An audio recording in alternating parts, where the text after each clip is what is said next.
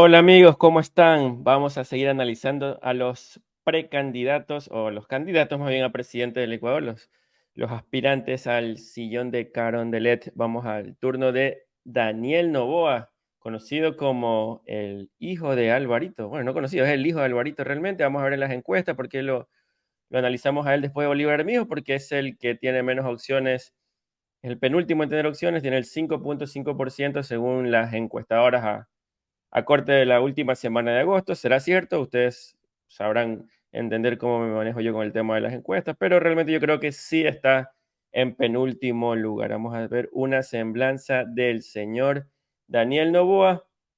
Tiene 35 años, va a cumplir 36, o sea, sería el candidato, es el candidato más joven y si gana, sería el presidente más joven, creería yo, porque el más joven fue Roldós, que entró de 38 a 39 años. Fue asambleísta nacional de Ecuador entre el 2021 y 2023, no lo sabía.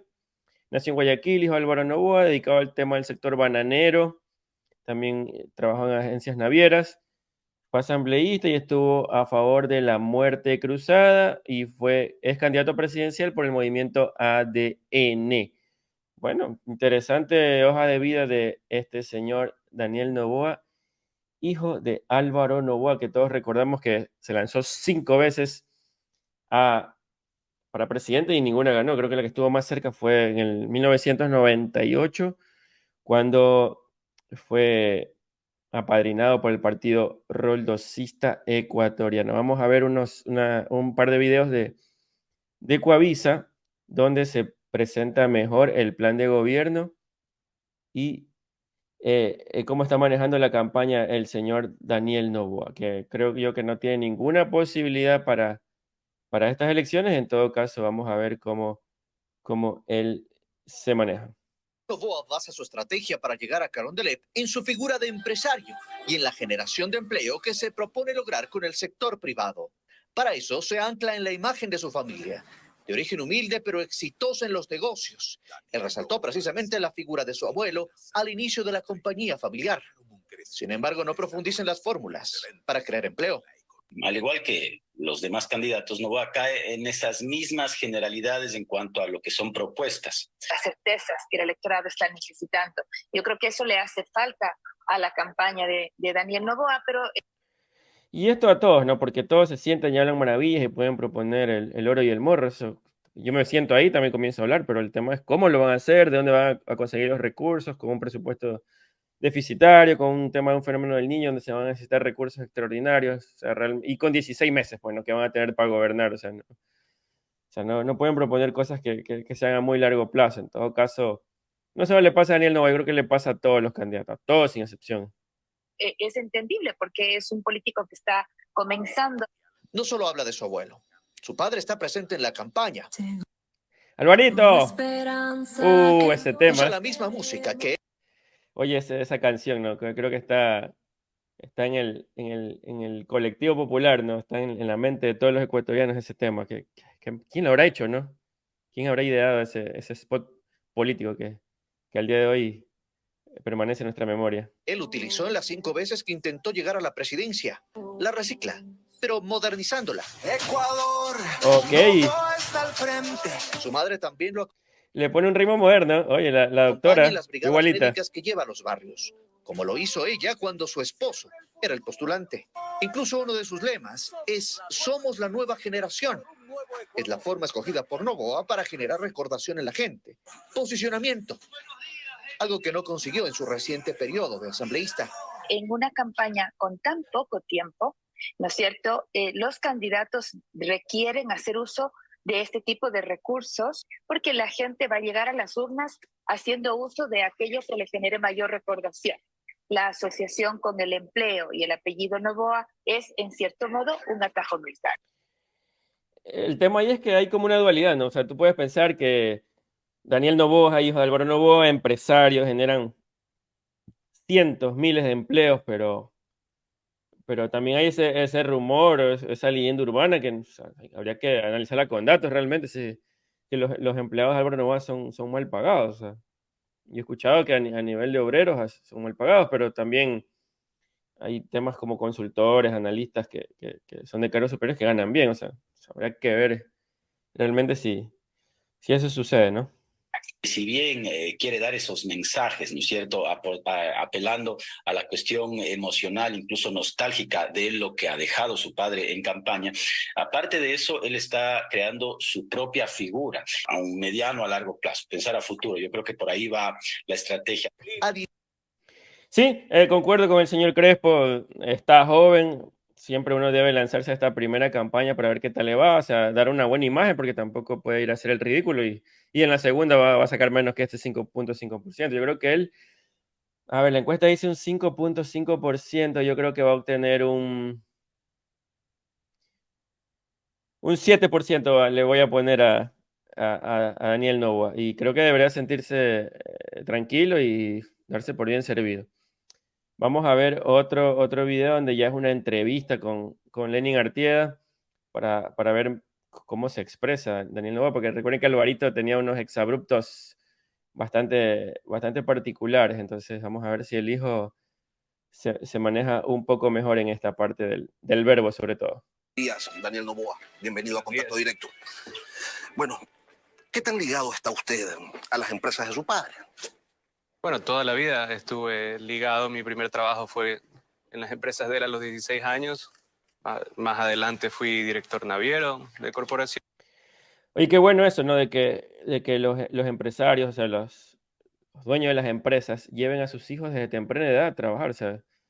Si yo tuviera una empresa, mi hijo a los 12 años ya lo estuviera ahí pisando papeles, la verdad. En cambio, hay empresarios que les dan todo a sus hijos y no los ponen a trabajar y ya después cuando fallecen o se enferman, no hay quien asuma realmente porque los hijos se han dedicado a gastar la plata. Entonces, es importante eso.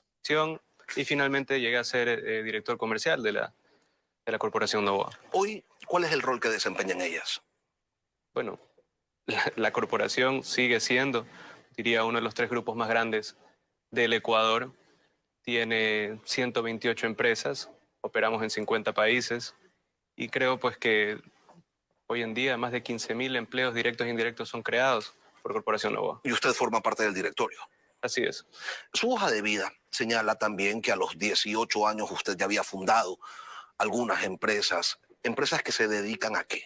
Bueno, la primera fue una empresa de eventos. Fue mi primera experiencia como empresario. Ahora manejo una empresa de logística y una empresa también inmobiliaria.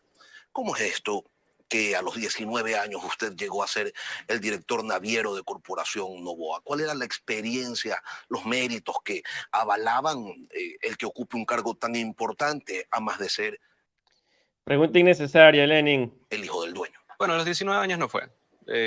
Trabajé, como le digo, desde los 16 años que era pasante. A los 26 años me vuelvo el director naviero más joven.